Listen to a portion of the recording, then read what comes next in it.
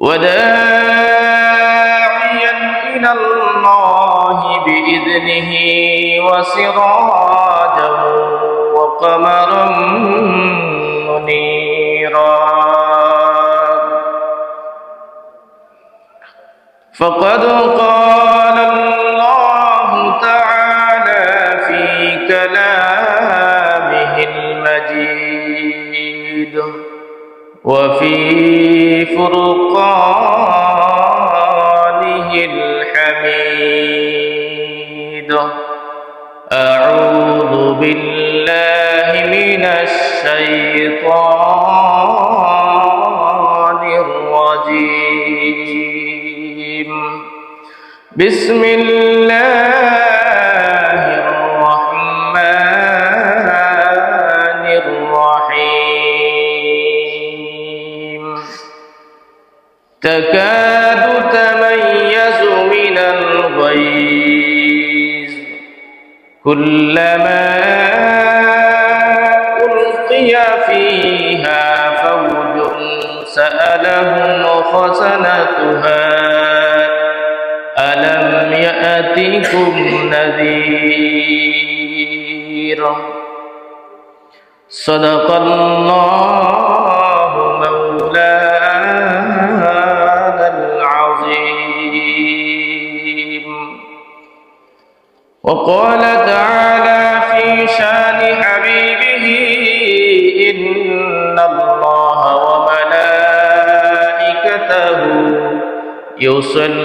يصلون على النبي يا أيها الذين آمنوا صلوا عليه وسلموا تسليما اللهم صل على سيدنا ونبينا وشفيعنا وحبيبنا ومولانا محمد صلى الله عليه وعلى آله وأصحابه وبارك وسلم اللهم صل على سيدنا ونبينا وشفيعنا وحبيبنا ومولانا محمد صلى الله عليه وعلى آله وأصحابه وأزواجه وأهل بيته وذرياته أجمعين الحمد لله আল্লাহ তাআলার দরবারে অগণিত শুকরিয়া আদায় করছি যে মহান রব্বুল আলামিন আপনাকে আমাকে দুনিয়ার বিভিন্ন ফিতনা ফাসাদ থেকে ঝামেলা থেকে ফারাক করে আলাদা করে আল্লাহ তাআলার নিজ অনুগ্রহে আপনাকে আমাকে সবার আগে দুনিয়ার সর্বোৎকৃষ্ট জায়গা আল্লাহ তাআলার ঘর মসজিদে আসার বসার দু চার কথা বলবার এবং শুনবার সুযোগ দিয়েছেন। এই জন্য আমরা সেই মহান মানিবের দরবারে শুকরিয়া আদায় করছি। আমরা সবাই অন্তর থেকে বলি আলহামদুলিল্লাহ। সম্মানিত উপস্থিতি, আল্লাহ তাআলা দুনিয়াতে আমাদেরকে পাঠাইছেন একটা কাজের জন্য, আমরা জানি অল্প সময়ের জন্য, আর আমাদের আসল গন্তব্যস্থল হইল আখিরাত। আমাদেরকে কেন পাঠাইছেন এই কথা বারবারই আমি আপনাদেরকে স্মরণ করে দিচ্ছি। আমাদেরকে দুনিয়াতে পাঠাইছেন ভালো এবং মন্দে কাজের মধ্যে কে সবচেয়ে উত্তম, কাজে কে আমলে কে ভালো সেটা পরীক্ষা করার জন্য। আর না হয় আমাদেরকে আল্লাহ তাআলা হযরত আদম আলাইহিস সালামকে সৃষ্টি করে সর্বপ্রথম রেখেছিলেন কোথায়? জান্নাতে। জান্নাতে রেখেছিলেন। সেই জান্নাত থেকে সুন্দর করে কৌশল মতো আমাদেরকে দুনিয়াতে পাঠাইলেন শয়তানের মাধ্যমে। আল্লাহ তাআলা ইচ্ছা করলে এই দুনিয়াতে আদম আলাইহিস সালামকে পাঠাইতে পারতেন, কিন্তু দুনিয়াতে আদম আলাইহিস সালামকে না পাঠাইয়া জান্নাতে রাখলেন। আবার সেই জান্নাতে ইচ্ছা করলে রাখতে পারতেন, কিন্তু জান্নাত থেকে শয়তানের মাধ্যমে, শয়তানের দুখার মাধ্যমে আখিরাতে দুনিয়াতে পাঠাইলেন। অনেকেই বলে যে জান্নাত থেকে আদম আলাইহিস সালাম শয়তানের প্ররোচনায় পড়ে পাপ করার কারণে দুনিয়াতে পাঠানো হয়েছে। এটা একটা স্বাভাবিক কথা, এটা একটা মাধ্যম, এটা একটা উসিলা। কিন্তু আল্লাহ তাআলা দুনিয়াতেই আদম আলাইহিস সালামকে পাঠানোর জন্য বানাইছিলেন। আমাদেরকে পাঠানোর কথাই ছিল দুনিয়াতে, আদম আলাইহিস সালামকে পাঠানোর কথাই ছিল দুনিয়াতে। কিন্তু জান্নাতে রাখার পিছনে একটা উদ্দেশ্য আছে। আল্লাহ তাআলা কোনো কাজ উদ্দেশ্যবিহীন করেন না। মানুষ যেরকম কোনো কাজ উদ্দেশ্যবিহীন করে না, আল্লাহ তাআলা তো করেনই না। মানুষের মেধা, মানুষের জ্ঞান, মানুষের যেই চিন্তা ভাবনা, তার তুলনায় আল্লাহ তাআলার চিন্তা ভাবনা, মেধা, জ্ঞান সেটা তো অন্যরকম, যার কল্পনাও করা যায় না। তো মানুষ যেহেতু সাধারণ একটা সামান্য কাজও উদ্দেশ্যহীনভাবে করে না, সামান্য 2টা টাকা পর্যন্ত কেউ খরচ করে না উদ্দেশ্যহীন। তার যে কোনো উদ্দেশ্য থাকে, 2টা টাকা খরচ করলেও একটা না একটা উদ্দেশ্য থাকবে, হয়তোবা দুনিয়ার লাভ অথবা আখিরাতের লাভ, যে কোনো একটা উদ্দেশ্য থাকবে। তাই আল্লাহ তাআলা মানুষকে, আদম আলাইহিস সালামকে বানিয়ে তারপরে জান্নাতে পাঠালেন। উদ্দেশ্য আল্লাহ তাআলা দুনিয়াতে মানুষ পাঠাবেন, কিন্তু জান্নাতে রাখার উদ্দেশ্য হলো কিছু সময়ের জন্য জান্নাতে রাখা, কিছু সময়ের জন্য জান্নাতে রাখা। এটা হলো বিশ্রাম করার জন্য হয়তো রাখছেন। মানে বানানো, আমরা যে কোনো একটা কাজ করার পরে, একটা জিনিস বানানোর পরে, তৈরি করার পরে, এটা সময় মতো তাকে কি করি, জায়গায় পাঠাই। তার আগে আমরা যে কোনো এক জায়গায় মানে কি বলে, মানে সংরক্ষণ রাখি, সংরক্ষিত রাখি। হযরত আদম আলাইহিস সালামকে আল্লাহ তাআলা জান্নাতে সংরক্ষণ রাখলেন। কারণ যে তোমার যেই বাসস্থান, আসল যে বাসস্থান, তোমার আসল যে ঠিকানা, সেটা হবে জান্নাত। তুমি জান্নাতটা তুমি দেখে যাও, তোমাকে সেই আসল ঠিকানায় তোমাকে পাঠালাম, সেখানে রাখলাম। আল্লাহ তাআলা যখন মানুষ বানানোর ইচ্ছা করছিলেন, তখনই বলছিলেন কি, ফেরেশতাদেরকে ডেকে বলছিলেন যে হে আমার ফেরেশতারা, ইন্নী জাইলুন ফিল আরদি খলিফা, আমি ফিল আরদে, জমিনে, পৃথিবীতে আমি আমার খলিফা, প্রতিনিধি বানাতে চাই, পাঠাতে চাই, সৃষ্টি করতে চাই, প্রতিষ্ঠিত করতে চাই। আমার প্রতিনিধি, যারা আমার ইবাদত করবে, যারা আমার কথা মতো চলবে, যারা আমার হুকুম পালন করবে, যারা আমার বান্দা হবে, সেই মানুষ আদম আমি দুনিয়ার জন্য বানাইছি, দুনিয়াতে পাঠাইতে চাই। ওইখানে এটা তো আগে, আদম আলাইহিস সালামকে বানানো আরো আগে। তো উদ্দেশ্য তো আল্লাহ তাআলা আগেই বলেছেন, জান্নাতে রাখার জন্য আদম আলাইহিস সালামকে বানান নাই, বানাইছেন দুনিয়াতে পাঠানোর জন্য, আর ওইখানে সংরক্ষণ করেছিলেন। আর এই সংরক্ষণের আরেকটা উদ্দেশ্য হলো যে এখান থেকে তোমাকে একটা সিস্টেম মতো দুনিয়াতে পাঠাবো, যেন এখানে আরেকটা শিক্ষা তোমার হয়ে যায়, আরেকটা শিক্ষা, আরেকটা অভিজ্ঞতা তোমার তৈরি হয়ে যায়। সেখান থেকে একটা পরীক্ষা হলো, একটা উদ্দেশ্য হলো তোমাকে দুনিয়ার জন্য বানাইছি, দুনিয়াতে পাঠাবো দুনিয়ার প্রতিনিধি হিসাবে, খলিফা হিসাবে। আর জান্নাতে রাখলাম, জান্নাতে রাখার পরে তোমাদের যে চিরশত্রু, তোমাদের যে প্রকাশ্য শত্রু, সেই প্রকাশ্য শত্রু শয়তানকে তোমার সাথে পরিচয় করায় দেব। কিভাবে তোমাকে, তোমার পিছনে এই শত্রু সারা জীবন লেগে থাকবে, কিয়ামত পর্যন্ত লেগে থাকবে তোমার সন্তানদের পিছনে। আর এই শয়তানের পদাঙ্ক থেকে, শয়তানের দুঃখা থেকে, শয়তানি থেকে বাঁচার জন্য এখানে তোমার একটা অভিজ্ঞতা হবে। কারণ তোমার যে শিক্ষাটা, তোমাকে যদি সরাসরি দুনিয়াতে পাঠাই দিতাম, তাহলে জান্নাতের অভিজ্ঞতা হইতো না। আর শয়তানের যে দুঃখা, শয়তানের যে শয়তানি, সেই অভিজ্ঞতাটাও হয়তো আমরা জানতাম না। এই জন্য আল্লাহ তাআলা আদম আলাইহিস সালামকে সৃষ্টি করে জান্নাতে রাখলেন, এবং সেখান থেকে শয়তানের দুঃখার মাধ্যমে দুনিয়াতে পাঠাইলেন, যেন আদম এবং আদমের সন্তানেরা কিয়ামত পর্যন্ত সেই চিরশত্রুকে চিনে রাখে। এখন বুঝতে পারছেন?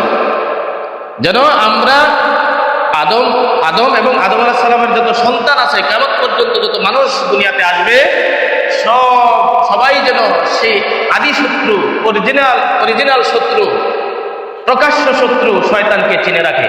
কারণ তার জন্য এই কথাটা, যদি আদম আলাইহিস সালামকে এই শয়তান ধোঁকা দিয়ে জান্নাত থেকে বের না করতো, তাহলে আমরা এই কথাটা এখন বলতে পারতাম না, এই শয়তানের পরিচয়টা জানতাম না, শয়তান কিভাবে আমাদেরকে ধোঁকা দেয়, শয়তান আমাদের কিভাবে ক্ষতি করে, সেটা জানানোর জন্যই শয়তানকে তার কাছে পাঠানো হইল। শয়তান যায় সিস্টেম মতো তাকে ধোঁকা দিলেন না, পারলেন না। তখন আরেকটা শিক্ষণীয় বিষয় হলো এখানে হযরতে হাওয়া আলাইহিস সালাম, হযরত হাওয়া আলাইহিস সালামকে আদম আলাইহিস সালামের পিছনে চেষ্টা করে শয়তান কি হয় নাই, সফল হয় নাই। কিন্তু হাওয়া আলাইহিস সালামের উপরে তার চেষ্টা করে, তার পিছনে চেষ্টা করে সে সফল হয়েছে। সেখান থেকে আরেকটা শিক্ষার বিষয় হলো যে নারী জাতিরা হয় বোকা, নারী জাতিরা হয়, মায়ের জাতিরা হয় সরল সহজ।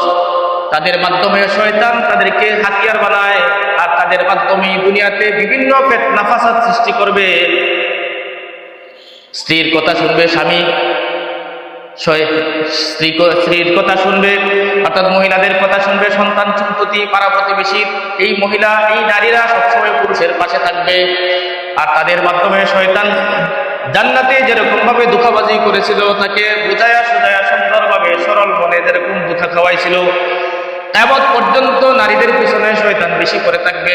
কিয়ামত পর্যন্ত নারীরা চেষ্টা করবে, শয়তান চেষ্টা করবে নারীদের মাধ্যমে দুনিয়াতে ফিতনা ফাসাদ সৃষ্টি করার জন্য। এটা কি ঠিক না? যত পাপ হইতেছে, যত অঘটন ঘটতেছে, যত ফিতনা ফাসাদ সৃষ্টি হচ্ছে, সবগুলি যদি একত্রিত করেন 80 বা 90% হবে পিছনে মহিলা। পিছনে পৃথিবীর শুরুলগ্ন থেকে চেষ্টা করেন, পৃথিবীর শুরুলগ্ন থেকে ইতিহাস খুঁজেন, আদম আলাইহিস সালাম থেকে ইতিহাস খুঁজেন। এরপরে পৃথিবীতে মানুষ আসার পরে যতগুলা অঘটন ঘটেছে, যতগুলা এই শয়তানের যত বড় বড় কাজ হয়েছে, প্রত্যেকটা কাজের পিছনেই নারীদের হাত রয়েছে, নারীদের সম্পর্ক রয়েছে। এই জন্য আল্লাহ তাআলা সূরা ইউসুফের মধ্যে বলছেন, ইন্না কাইদাকুন্না আযীম। নারীদের চলনা, নারীদের দুঃখা, নারীদের যে চালাকি, সেটা খুবই কঠিন, খুবই মহান। সতর্ক করার জন্য প্রথম থেকেই আল্লাহ তাআলা জান্নাত থেকে সতর্ক করেছেন যে সাবধান, তোমার সাথে যে নারী থাকবে, তোমার সাথে যে মহিলা থাকবে, সেই নারী থেকে তোমাকে সাবধান হতে হবে, কারণ তারা হলো শয়তানের হাতিয়ার। এরপরে দেখেন আদম আলাইহিস সালামের পরে সর্বপ্রথম দুনিয়াতে কি হয়েছে? মার্ডার হয়েছে, ঝগড়া হয়েছে। এই ঝগড়ার পিছনে কার হাত ছিল? হযরত আদম আলাইহিস সালামের 2 জন সন্তান ছিল, প্রত্যেকবার 2 জন করে যমজ সন্তান হতো, একজন ছেলে একজন মেয়ে। এরকম ভাবে 60 জোড়া সন্তান আল্লাহ তাআলা আদম আলাইহিস সালামকে দিয়েছিলেন। 60 জোড়ার মধ্যে হাবিল কাবিল, আর মেয়েদের নাম হইল কি জানি। তো নিয়ম ছিল যেই দুইজন একসাথে জন্ম হইত তারা ছিল সহোদরা, একটা ছেলে একটা মেয়ে জন্ম নিত, এই 2 জনকেই বলা হইতো সহোদর। আর পরে যে 2 জন জন্ম নিত তাদেরকে সহোদর ছিল না। এই সিস্টেমে বিবাহের ব্যবস্থা ছিল। একজনের নাম ছিল আকলিমা, আর একজনের নাম যাকে এই মুহূর্তে মনে আসছে না। তো হাবিলের সাথে যেই মেয়ে জন্মগ্রহণ করেছে, সেই মেয়ের বিয়ে হবে কাবিলের সাথে, আর যেই মেয়ে কাবিলের সাথে জন্ম হয়েছে সেই মেয়ের বিয়ে হবে হাবিলের সাথে। কিন্তু কাবিলের সাথে যেই মেয়েটা জন্ম নিয়েছিল সেই মেয়েটা ছিল একটু কুৎসিত, একটু কালো তুলনামূলক, আর কাবিলের সাথে যেই মেয়েটা জন্ম নিয়েছিল সেটা ছিল একটু সুন্দরী। কিন্তু কাবিল সে চয়েস করে বসে তার সাথে যেটা হয়েছে, কিন্তু সেটা ছিল আল্লাহ তাআলার পক্ষ থেকে নিষিদ্ধ, হারাম। এই 2 ভাইয়ের মধ্যে ঝগড়া শুরু হয়ে যায়। শেষ পর্যন্ত কাবিল হাবিলকে হত্যা করে। মূলত কার হাতে? এখানে কাকে নিয়ে? এই যে অঘটনটা ঘটলো, মার্ডার যে শুরু হলো, হত্যা যে শুরু হলো, সেটাও কি নারীদেরকে নিয়ে। এরকম প্রত্যেকটা, আমি নারীদেরকে ছোট করছি না, আল্লাহ তাআলা তাদেরকে বানাইছেন এইভাবে ফিতনার মাধ্যমে, অর্থাৎ এই নারীর মাধ্যমে দুনিয়াতে অঘটন ঘটাবে পরীক্ষা করার জন্য। সবাই না, জ্ঞানী গুণী সতী সাধ্বী নারী তো আছেই। তারপরে দেখেন হযরত ইউসুফ আলাইহিস সালামকে জেলখানায় যাইতে হইল। ইউসুফ আলাইহিস সালাম শেষ পর্যন্ত অনেক হেস্তনেস্ত হলেন। কার জন্য? একজন নারীর জন্যই। তো যাই হোক, আল্লাহ তাআলা আমাদের, এটা অন্য আলোচনা, অন্যদিন যাব, আমার আলোচনা আজকে এই দিকে নয়। জান্নাত আমাদের আসল ঠিকানা ছিল জান্নাত, আর সেই জান্নাতে হযরত আদম আলাইহিস সালামকে দিয়া নারীর মাধ্যমে আমাদেরকে সতর্ক করালেন, শয়তানের ধোঁকাবাজির মাধ্যমে আমাদেরকে সতর্ক করালেন যে সাবধান, তোমাদের স্থায়ী ঠিকানা জান্নাত আখিরাত। সেই জান্নাতে থাকার জন্য তোমাকে দুনিয়াতে পাঠাতে হবে, দুনিয়াতে যাইতে হবে, দুনিয়াতে ইনকাম করতে হবে, কামাই করতে হবে। কামাই করার পরে ভালো ইনকাম নিয়ে যদি আসো তাহলে সেটা হবে তোমার জান্নাত, স্থায়ী বাসস্থান। আর সেইখানে আসার জন্য দুনিয়াতে যতদিন থাকবে ততদিন পর্যন্ত তোমার পিছনে একটা বড় শত্রু থাকবে, প্রকাশ্য শত্রু, ইন্নাহু লাকুম আদুউম মুবিন। আর সেই শত্রুটা হলো শয়তান, প্রকাশ্য শত্রু। সে তোমার পিছনে প্রত্যেকটা আদম সন্তানের পিছনে লেগে থাকবে সারা জীবন, আটার মতো লেগে থাকবে। সারাক্ষণ মনের মধ্যে ধোঁকা দিবে, সারাক্ষণ মনের মধ্যে শয়তানি বুদ্ধি দিবে। কি করলে সমাজের মধ্যে ফেস লাগবে, কি করলে সমাজের মধ্যে অশান্তি সৃষ্টি হবে, কি করলে, কোন কাজটা করলে তোমার পরিবারের মধ্যে অশান্তি সৃষ্টি হবে, কোন কাজটা করলে তোমার সন্তান সন্ততির মধ্যে অশান্তি সৃষ্টি হবে, কোন কাজটা করলে তোমার স্বামী স্ত্রীর মধ্যে সম্পর্ক নষ্ট হবে, কোন কাজটা করলে স্বামী স্ত্রীর সম্পর্ক নষ্ট করে তালাক পর্যন্ত পৌঁছে দিবে। এই কাজগুলি শয়তানের কাজ। কারণ যখন শয়তান আসছিল আল্লাহর দরবার থেকে, যখন বিতাড়িত হয়েছিল, তখন সে বলছিল যে আমি তাকে, তোমার যেই আদমের জন্য আমি তোমার দরবার থেকে বের হয়েছি, সেই আদমকে একটা সন্তানকেও জান্নাতে যেতে দেব না। আমাকে যেই ক্ষমতা দিচ্ছ, 4টা ক্ষমতা চাই আনছে, 3টা ক্ষমতা সে চাই আনছিল। পাওয়ার পরে সে বলল, যেই ক্ষমতা আমাকে দিছ, একটা আদমও জান্নাতে যেতে পারবে না। কি করবে?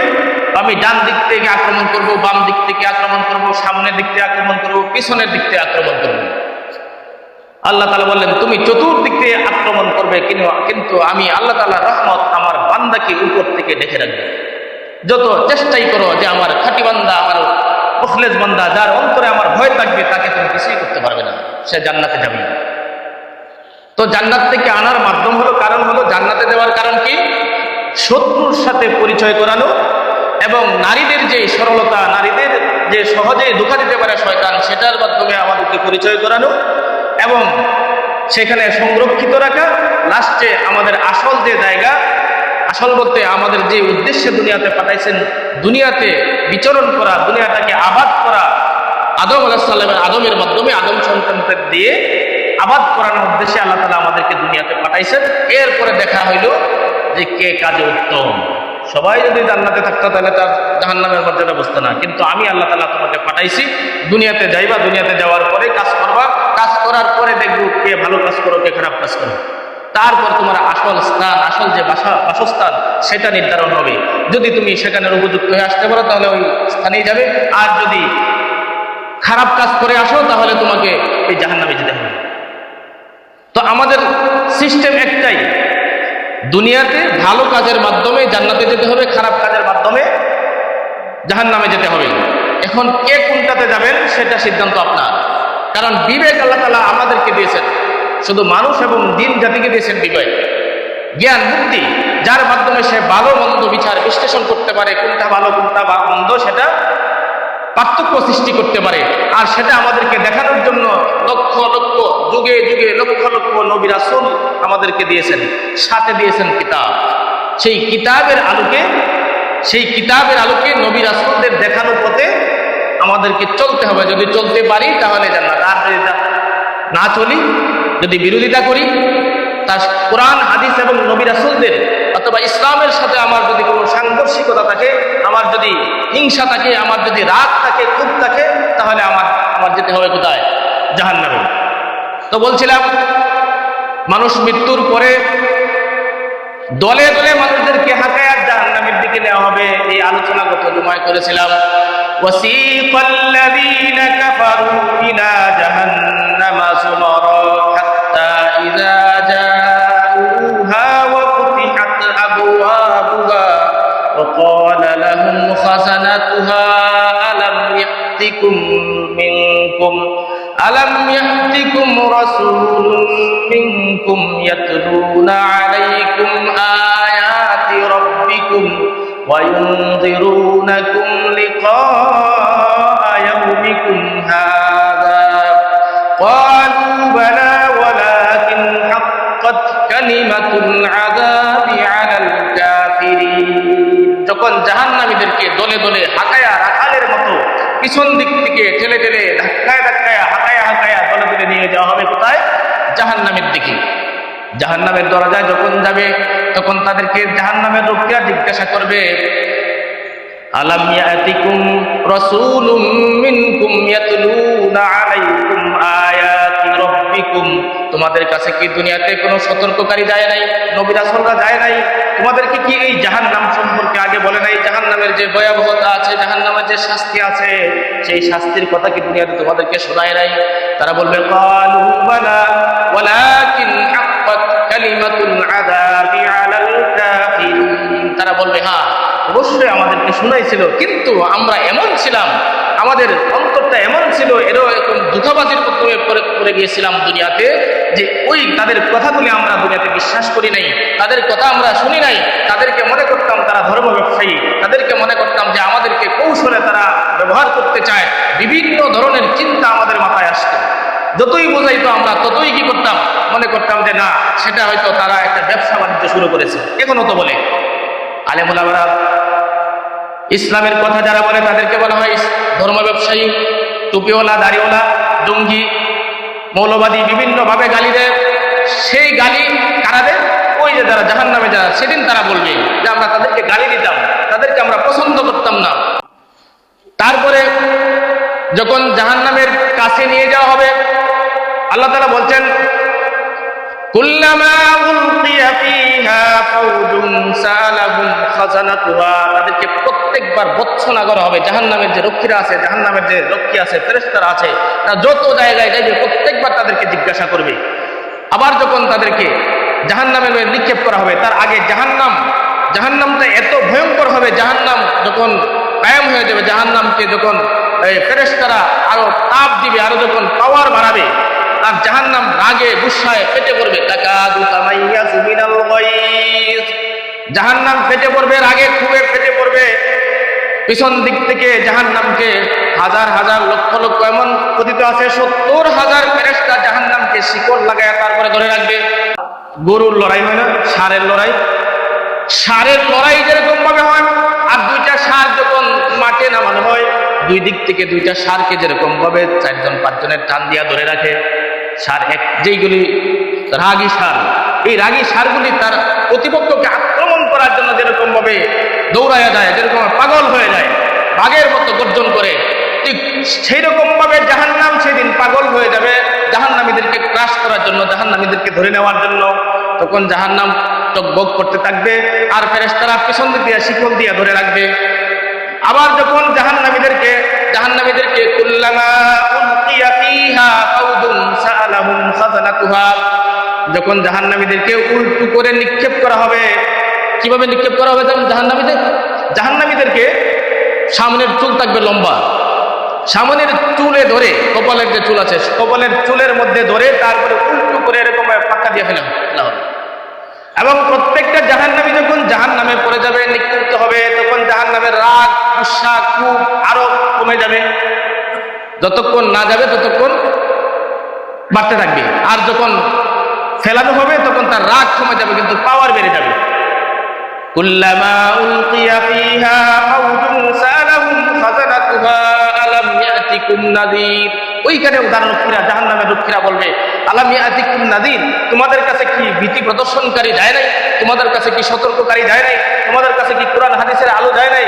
কোরআন হাদিসের যে সংবাদ এই জাহান্নাম সম্পর্কে বলা হয়েছিল সেগুলি কি তোমরা শোনো নাই? আলাম ইয়াতিকুম নাযীর, তোমাদের কাছে কি সতর্ককারী যায় নাই? এরপর জাহান্নামীদেরকে জাহান্নামে যখন পাঠানো হবে, জাহান্নামের যে খাদ্য হবে কি জানেন? ইন্না শাজারাতাজ যাক্কুম তুআমুন আসিম, আল্লাহ তাআলা বলছেন তাদের একমাত্র খাবার হবে, খাবার জাতীয় যেটা হবে সেটা হবে যাক্কুম গাছের পাতা। যাক্কুম গাছের পাতা, এটা কোরআনে কারীমের বিভিন্ন জায়গায় এসেছে, একবার না কয়েকবার এসেছে। এই যাক্কুম গাছের পাতার ব্যাখ্যায় মুফাসসিরিনে কেরাম বলেছেন যে এরকম একটা কাঁটাযুক্ত শক্ত পাতা থাকবে, এটার স্বাদ থাকবে এত তিক্ত, এত তিতা, যে এক ফুটা যাক্কুম গাছের রস বা একটা পাতা যদি দুনিয়াতে ফেলা হতো, তাহলে তাম পৃথিবীর যত খাদ্য আছে সব খাদ্য নষ্ট হয়ে যেত, কোনো খাবার খেতে পারতাম না, এত তিতা। এবং থাকবে কাঁটাযুক্ত, যেরকম মান্দারের পাতার মতো দুনিয়াতে এরকম দেখবেন কিছু পাতা আছে যে পাতার মধ্যে কাঁটা থাকে, সাধারণ যে কাঁটা আছে ওই কাঁটার পাতা যুক্ত খাবার কিন্তু আমরা মুখে দিতে পারি না, আর সেগুলি শক্ত, তিতা এবং এরকম অস্বাদ, যেটা কল্পনাও করা যাবে না। এমন পাতাযুক্ত খাবার তাদেরকে যখন পেটে ক্ষুধা হবে, প্রচন্ড ক্ষুধা হবে, ক্ষুধার জন্য যখন চিৎকার শুরু করবে তখন বলবে তাদের খাবারের কোনো ব্যবস্থা নাই। ফেরেশতাদের কাছে খাবার চাইবে, তখন আল্লাহ তাআলা বলবেন তাকে দিয়ে দাও। ওই জাক্কুম গাছের পাতা তাকে দেওয়া হবে, আর ওই জাক্কুম গাছের পাতা যখন সে মুখে দিবে তিতা আর কাটার কারণে এতটাই সে গিলতেও পারবে না, ফেলতেও পারবে না, এরকম একটা অবস্থা হবে। না পারবে ভিতরে নিতে, না পারবে বাহিরে নিতে, গলার মধ্যে টেকে যাবে। তখন আবার পানির জন্য চিৎকার করতে থাকবে, পানির জন্য চিৎকার করবে, পানি পানি বলে যখন চিৎকার করবে তখন আল্লাহ তাআলা বলবেন নাও তারা নিয়ে পানির ব্যবস্থা করতে, তাকে পানি দাও। পানি দেওয়া হবে, আর ওই পানিটা হবে কোরআনে কারীমের মধ্যে স্পষ্ট লেখা আছে, সেই পানিটা হবে দুজকিদের, যারা জাহান্নামের, অর্থাৎ আমরা যখন এই মাঠে থাকবো বা জাহান্নামে থাকবো, ওই সূর্যের তাপে আমাদের ভিতরে যে মগজ, নারী, বুড়ি সবগুলি পচে গলে যখন পড়ে যাবে, সেই পোষা গলা নারী, বুড়ি, পুজ, রক্ত এইগুলি থাকবে তাদের খাবার, পানি। ফেরেশতাদেরকে বলা হবে নাও তাকে খাবার পানি দাও, পানি দাও। ওই পানিটা নিয়ে দেওয়া হবে, পানির পেয়ালা যখন সামনে নেবে, পানির পেয়ালাটা যখন সামনে নিয়ে ধরবে খাবারের জন্য, সাথে সাথে এত গরম থাকবে আর এত দুর্গন্ধ থাকবে, গরমের কারণে মুখের যে চামড়া আছে, মুখের যে মাংস আছে, মুখের যে গোশত আছে, সেই মুখের মাংস গোশত সাথে সাথে গলে পড়ে যাবে পেয়ালার মধ্যে। সাথে সাথে পেয়ালার মধ্যে মুখের সমস্ত মাংস পড়ে যাবে, তখন আর সে খাইতে চাইবে না, ওটা খাইতে পারবে না এবং খাইতে চাইবেও না। এত দুর্গন্ধ, পুজ রক্ত দুনিয়াতে কাউকে যদি দেয় খাইতে পারবেন? একবারে ভালো যে পুজ রক্ত আছে ওইটা কেউ খাইতে পারবে? ওই রূপ পুজ রক্ত সে খাইতে চাইবে না। তখন ফেরেশতা তাকে পিছন দিক দিয়ে আঘাত করবে যে আগে পানি চাইছিলে এখন খাবে না কেন, খাইতে হবে, খা। তখন সে ভয়ে ডরে মায়ের খেয়ে তখন যখন সে পানিটা গিলার জন্য চেষ্টা করে মুখে দিবে, মুখে দেওয়ার সাথে সাথে পেটের ভিতরে যত নারী বুড়ি আছে, পেটের ভিতরে যা কিছু আছে সব কিছু পচে গলে পুড়ে এই পুজ রক্তের মতো পায়খানার দরজা দিয়ে বের হয়ে যাবে। ভিতরে যা ছিল সব পুড়ে পায়খানার দরজা দেওয়া বের হয়ে যাবে। জাহান্নামের বর্ণনা কোনো শেষ নাই, এক এক জায়গায় এক এক ধরনের বর্ণনা আছে। অর্থাৎ যা হবে সবকিছু হলো কষ্টকর, এবং জাহান্নামীরা চেষ্টা করবে সেখান থেকে উঠার জন্য, অথবা সে এমন হবে সে দোয়া করবে যে আল্লাহ আমাকে যদি এখন মৃত্যু দিয়ে দিতা, কিন্তু মৃত্যুটা সেদিন আর থাকবে না। জাহান্নামীদের আর অর্থাৎ জান্নাতি হোক বা জাহান্নামী হোক, কারো সেদিন কোনোদিন মৃত্যু থাকবে না। হাদিসের মধ্যে আছে যে পুলসিরাতের পুলের পারে যখন জান্নাতীরা জাহান্নামে চলে যাবে, জান্নাতীরা জান্নাতে চলে যাবে, জাহান্নামীরা জাহান্নামে চলে যাবে, তখন মৃত্যুটাকে একটা ভেড়ার আকার ধারণ দেওয়া হবে, ভেড়ার সুরত বানানো হবে, ভেড়া ছাগল বা ভেড়ার আকৃতিতে বানানো হবে, এবং সেখানে ফুলসিরাতের ফুলের নিকটে তাকে জবাই করে দেওয়া হবে, এবং জবাই করে দেওয়ার পরে ফেরেশতারা ঘোষণা করবে আজ থেকে মৃত্যুবরণ করেছে, আজ থেকে মৃত্যুবরণ করেছে, মৃত্যু হয়ে গেছে, আর কোনদিন তোমাদের মৃত্যু হবে না। জাহান্নামে থাকলে জাহান্নামেও মৃত্যু হবে না, জান্নাতে থাকলে জান্নাতেও মৃত্যু হবে না, আর তোমাদের আর কোনোদিন মৃত্যু হবে না। সেই দিন জান্নাতীরা নিঃশেষ শান্তির নিঃশ্বাস ফেলবে, টেনশনের নিঃশ্বাস ফেলবে যে যাক বাঁচে গেলাম, এই জান্নাত থেকে, এই সুখ থেকে আমাদেরকে আর বের হতে হবে না। আর জাহান্নামীরা সেদিন নিরাশ হয়ে যাবে, আত্মমৃত্যু হবে না, আমাকে এই জাহান্নামের মধ্যেই সারা জীবন বা চিরকাল এই জাহান্নামের মধ্যে আমাকে শাস্তি ভোগ করতে হবে। জান্নাতীরা জান্নাতে যাবে, জাহান্নামীরা জাহান্নামে যাবে, সেদিন মৃত্যুবরণ করবে, সেদিন কারো মৃত্যু হবে না। এরকম হবে যেন দমটা বের হয় অথবা বের হয় না, বের হইতেছে না। কারণ মানুষের মৃত্যুর যন্ত্রণা এত কঠিন, সেই দিন সেই মৃত্যুর যন্ত্রণাটাই বারবার চলে আসবে, আর উপর দেওয়া জাহান্নামের আগুন তো থাকবেই। আর জান্নাতীদের কি থাকবে? জান্নাতীদের থাকবে যখন জান্নাতীদেরকে